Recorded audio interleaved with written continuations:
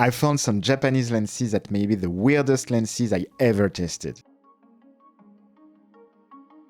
Yasuhara lenses are designed and built in Japan, and the brand is known for creating some weird lenses. It's a small company that develops lenses for a niche market that big camera companies regard as too small to be worth bothering about. The Yasuhara Nanoa 5X macro lens offers a much higher magnification than what is available using a traditional macro lens. It's almost a microscope lens for your camera. 3 LED lamps provide illumination when connected via USB cable to a battery pack. When using the lens, precision is critical, as you need to put the subject only 11 mm from the lens. You will get the best result at f32. It's an interesting lens that lets you discover the microscopic world.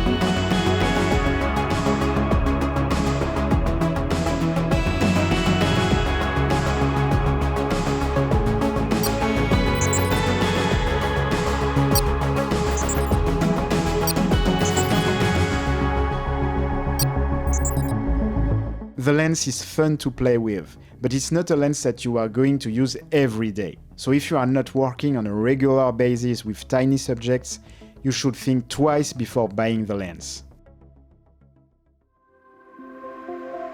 The Yasuhara Madoka is a high-quality circular fisheye. The lens projects a circular image on the center of the frame. The term Madoka is an old Japanese word meaning round or circle. Precise manual focusing is not very important as you get a huge depth of field, and you can forget about having a background blur. This is a fully manual lens with very good sharpness. You can use the lens for horizontal or vertical framing, as the final result is round anyway.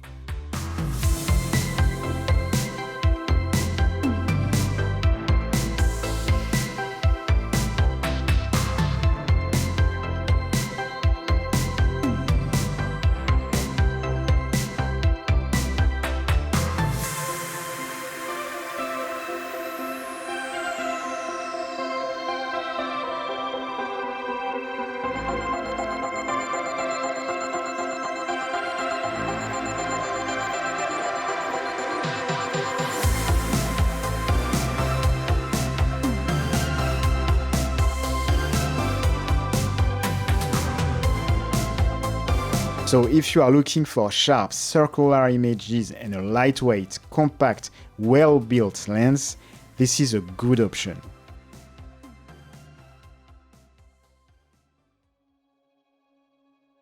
Momo means 100 in Japanese. This lens is inspired from the Kodak Vest Pocket camera lens, a 100-year-old lens used during World War I.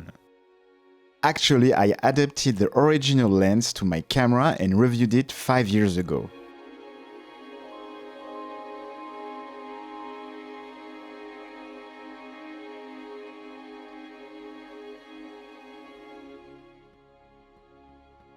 This is supposed to be a soft focus lens, but the lens is so soft that focusing even with focus peaking is very difficult.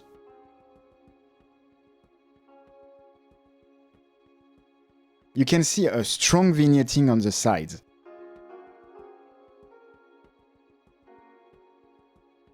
And wide open, there is an interesting swirly effect.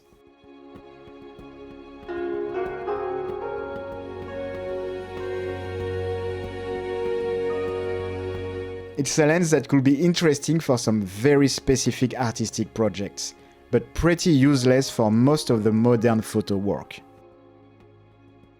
The lens has a very good build quality, and if you like this very soft vintage rendering with warm Kodak colors, you will be pleased.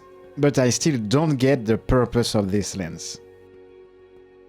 Also, I don't understand the weird claim that this lens will give you the same look as the original Vest Pocket lens.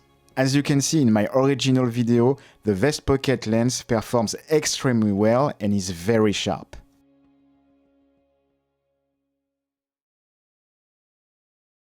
This 35mm f1.8 is a more traditional lens that imitates the look of vintage lenses. It is targeting users looking for an artistic rendering for portraits. It's a fully manual full-frame lens. Color rendering is warm and bokeh is really beautiful with a great sharpness wide open. I really like the organic look that the lens delivers.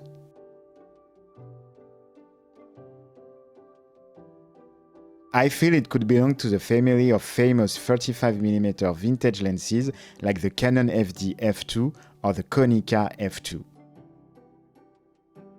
It's the less crazy lens of the lot, but it's a lens that I will use often.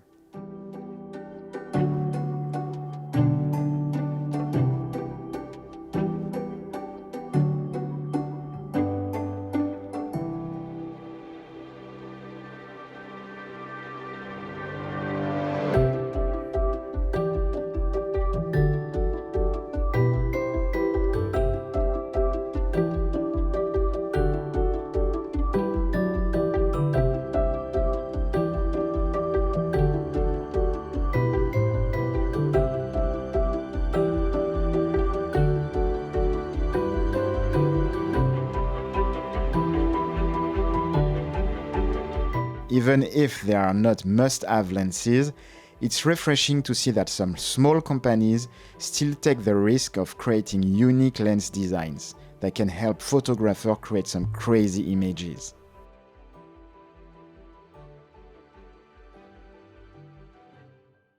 You can find links to all the different lenses in the description. If you want to discover 8 vintage lenses you never heard of, you should check this video.